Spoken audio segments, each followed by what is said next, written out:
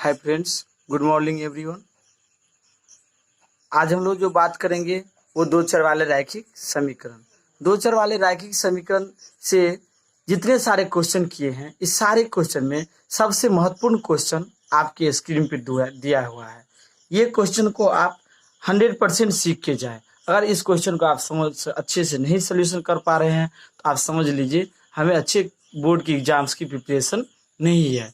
इसलिए इस क्वेश्चन को आप अवश्य ही समझ ले और सीख ले। चलिए हम देखते हैं क्वेश्चन क्या है।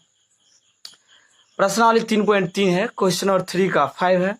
यदि किसी भिन्न के, क्वेश्चन क्या कह रहा है, यदि किसी भिन्न के, भिन्न यानी फ्रैक्शन, यदि किसी भिन्न के अंश और हर, अंश और हर दोनों में, यानी अंश में भी और हर में भी, दोनों में दो जोड़ दिया जाए। कितना जोड़ दिया जाए? दो जोड़ दिया जाए तो वह 9/11 हो जाता है। यानी कोई एक ऐसा भिन्न है जिसके अंश में भी और हर में भी दोनों में दो जोड़ दिया जाए। कितना जोड़ दिया जाए? दो जोड़ दिया जाए तो वह 9/11 हो जाती है। ठीक, दूसरा स्टेप, यदि अंश और हर दोनों में 3 जोड़ दिया जाए तो वह हो जाता है 5/6।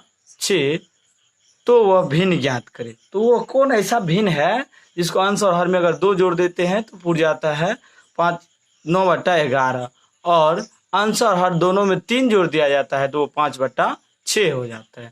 तो वह भिन्न ज्ञात करे। तो सॉल्यूशन लिख देते हैं। पहले तो मान लेते हैं, माना कि भिन्न बराबर x/y। हमने भिन्न को मान लिए x/y। भिन्न को क्या मान लिए? x/y। अब प्रश्न से क्या कहता है? प्रश्न क्या कह रहा है?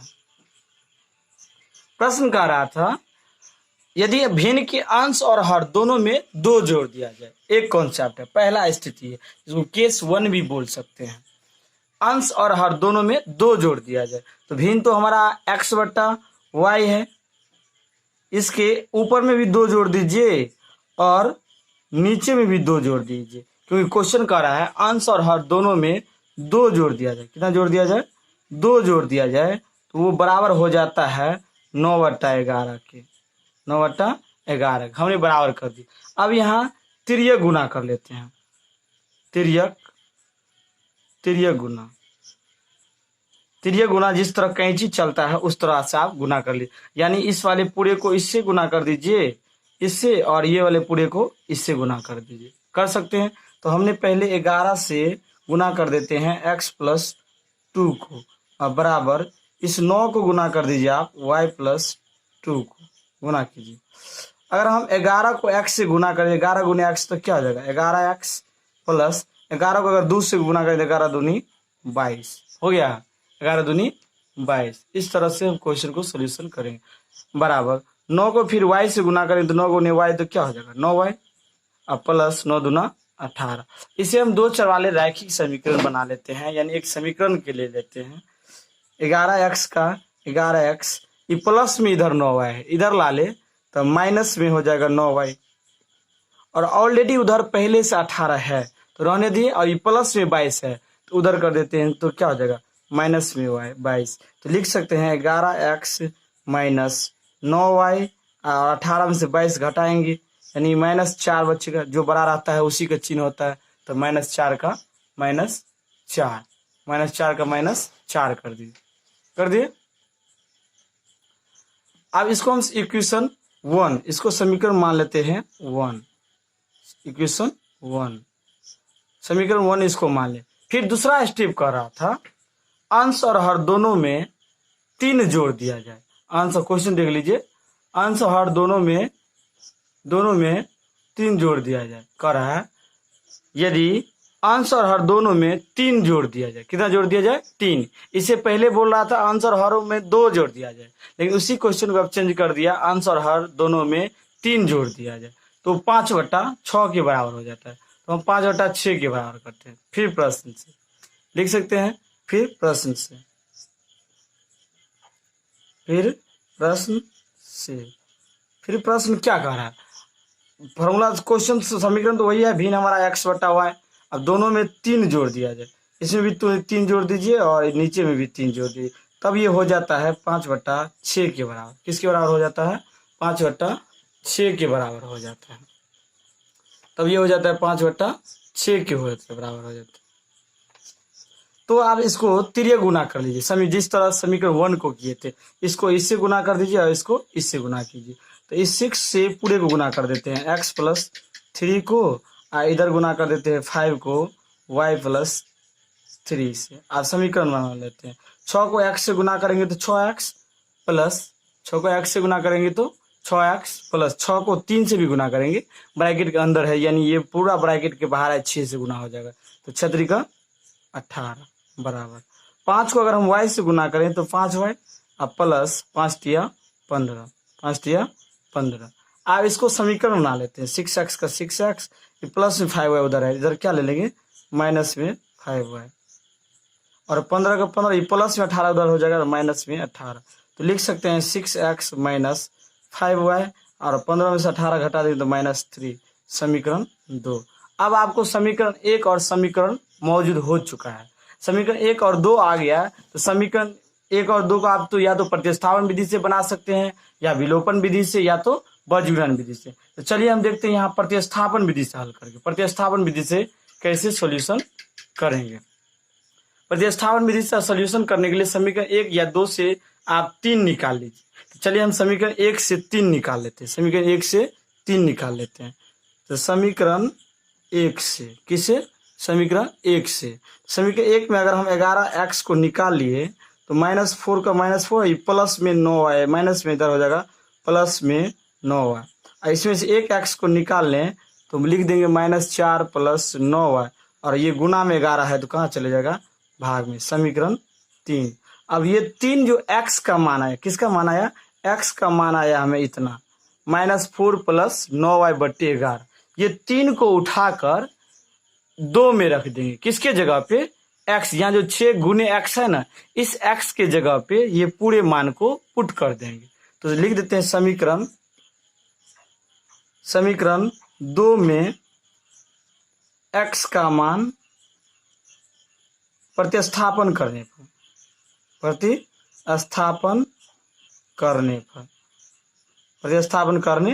पर बना देते हैं, प्रतिस्थापन करने पर। तो हम प्रतिस्थापन करते हैं किस तरह, देखिए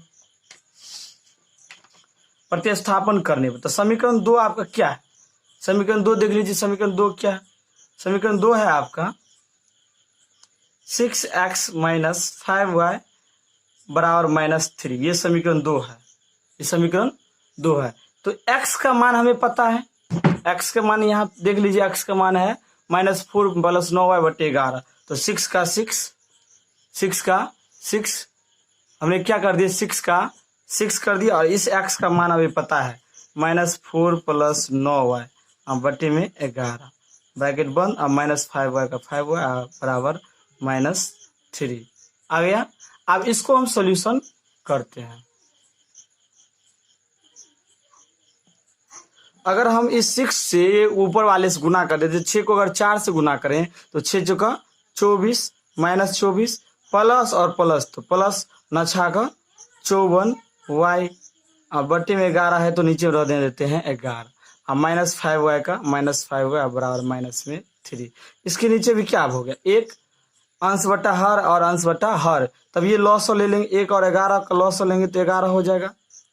11 से अगर इस 11 में भागा देंगे तो 1 होगा भागफल, तो ये पूरे कान को अगर 1 से गुना करेंगे तो पूरे हो जाएगा। यहाँ लिख सकते हैं -24 प्लस 54y और माइनस का माइनस, और 1 से 11 में भाग देंगे तो एक अगर है 11 आया तो 11 पचे 55y, 11 पचे 55y बराबर -3।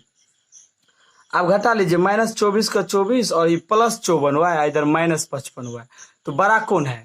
54 या 55? तो 55, तो जो बड़ा रहता है उसका ही चिन्ह होता है, तो माइनस बड़ा है तो लिख देंगे -55 में से 54 घट जाएगा, यानी 1y हो जाएगा, और नीचे में 11 है तो 11 बराबर -3।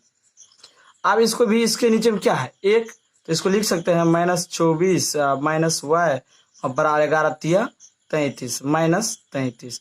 इसमें से माइनस वाई अगर हम निकाल लें, माइनस वाई निकाले तो माइनस 33 का 33 माइनस में 24 है, तो उधर जाएगा तो किस में जाएगा, प्लस में, तो लिख देंगे प्लस में 24। तो माइनस वाई बराबर 33 में से 24 घटा देंगे तो माइनस 9 हो जाएगा। माइनस से माइनस तो कैंसिल हो गया, यानी वाई का मान आपको आ गया 9। वाई का मान कितना आ गया, 9। अब ये 9 को समीकरण 3 में रखने पर, जो समीकरण 3 आपको निकाल के आया था, समीकरण 3 निकाल के आप देख लीजिए क्या आया था। समीकरण 3 आया था आपको x बराबर -4 प्लस 9y बटे 11। तो लिख देते हैं समीकरण 3 में x का मान रखने पर, समीकरण 3 में, तो समीकरण 3 में y का मान, समीकरण 3 में y का मान रखने पर, समीकरण 3 में, तो समीकरण 3 हमारा है x बराबर -4 प्लस 9y बटे 11, यही है। अब इसको हम बना रहे हैं, देखिए कैसे। तो x का x तो रहेगा ही, -4 का 4 और प्लस का प्लस, 9 का 9। इस y का मान आपको पता है, जस्ट अभी y का मान जस्ट निकाले थे तो 9 आया था, बटे में 11। इसको सॉल्यूशन करिएगा तो -4 का 4 और प्लस 9 में 81 या बटे 11। 81 में से 4 घट जाएगा तो कितना होगा, 77, अब बटे में हो जाएगा 11, 11 का 11, 11 सत्ते 77, कितना आ गया, 7 आ गया। यानी x बराबर आ गया 7, x बराबर 7। आपको भिन्न ज्ञात करना था, तो आपने मान लिए हैं x बराबर आ गया आपको 7, x बराबर आ गया 7 और y बराबर आ गया आपको 9। ये आपका आंसर रहा, ये आपका। लेकिन आपको भिन्न ज्ञात करना है, तो आपने माने थे भिन्न बराबर x बट्टा y माने थे, तो x का मान अभी मिला है 7 और y का मान आया है 9, तो आ गया इसका मतलब भिन्न आपका 7/9 आंसर। ये आपका आंसर।